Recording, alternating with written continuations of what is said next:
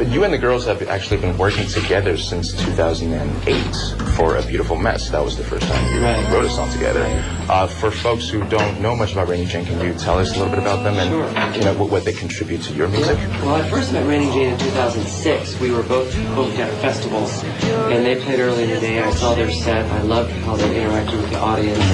I loved their attitude, their core values, and I knew they were in alignment with my own. And so in early 2007, we got together, started writing, and that's when A Beautiful Mess was written. It ended up on my album in 2008, and since then we would get together once or twice a year and write songs.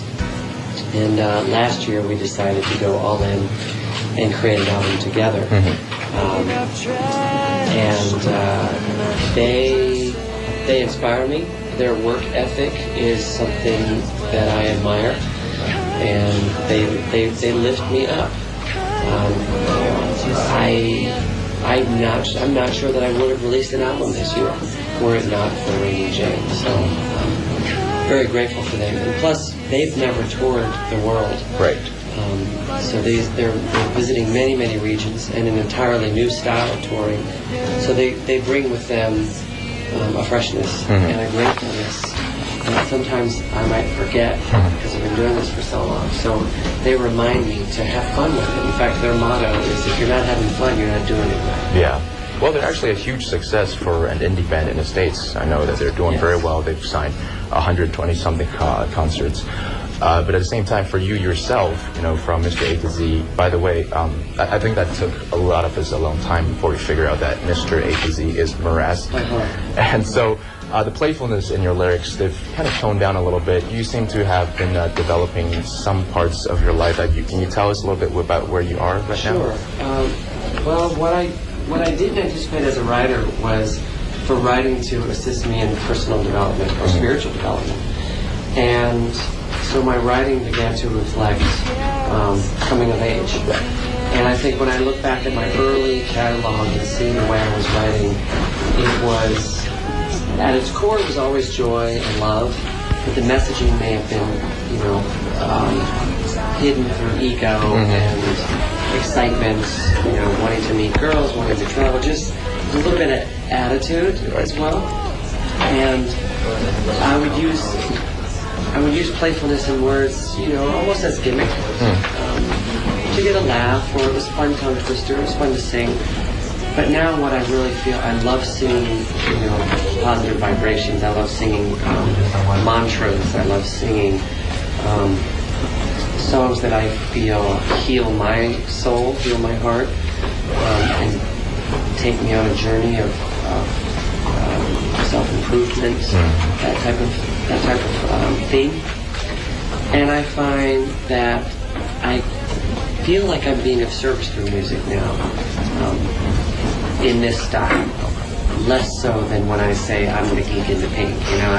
I honestly don't connect with that song anymore because I don't know how it's of service to anyone. Okay.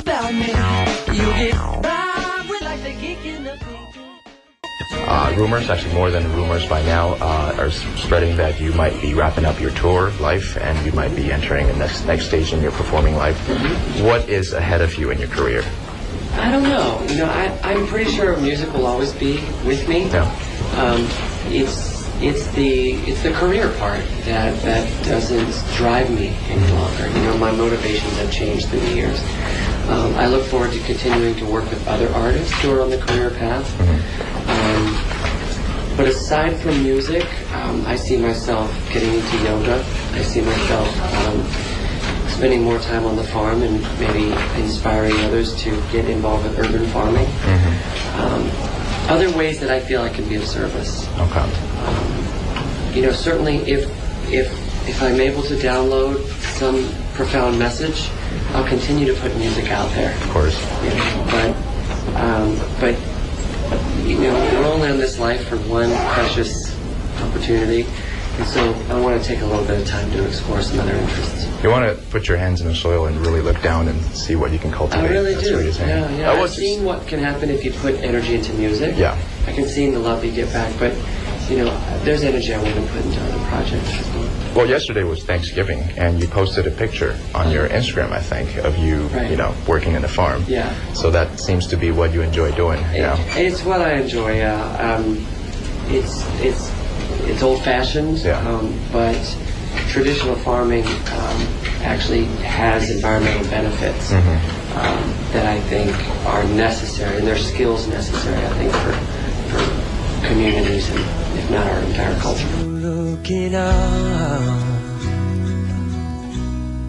and when you're needing I don't want to be You seem to explore something metaphysical, philosophical with your albums. Do you think over the years you've not only grown as an adult, but also given back to your listeners in some way to make them come to epiphany?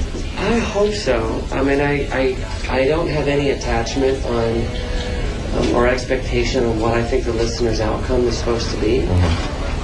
Because I do start with myself, you know, and I write all kinds of songs every week, and occasionally I get to one that truly reflects a personal transformation or a personal epiphany to where I've overcome something or I've grown into something new.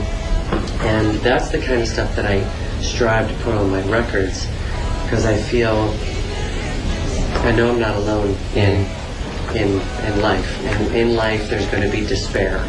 In life there's going to be fears and doubts. And if we can learn to make brave, courageous, loving choices, or choices based on love in the moment, then our future is going to be better off. If we make a choice out of fear today, then our future's only going to bring in fear. So I try to keep that in mind when I'm sharing songs with the world.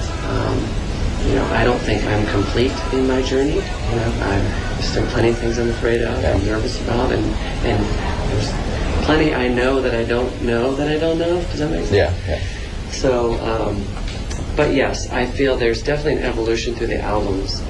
I would encourage new listeners to start with the newer material and work backwards before starting at the very beginning, because I think it would paint a very different picture with what I think are relevant in modern times. Whenever I give it comes back to YouTube, that has been forbidden to enter China because of their political views. Yeah. Do you think it is also a part of the duty of a musician to express their political views and who they support?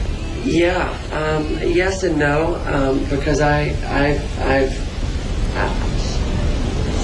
sometimes I feel very confronted by what I don't say, because I want to be of service in mainland China through music. Right. I want to bring messages of love and personal development. I don't want to bring messages of politics. There's enough of that.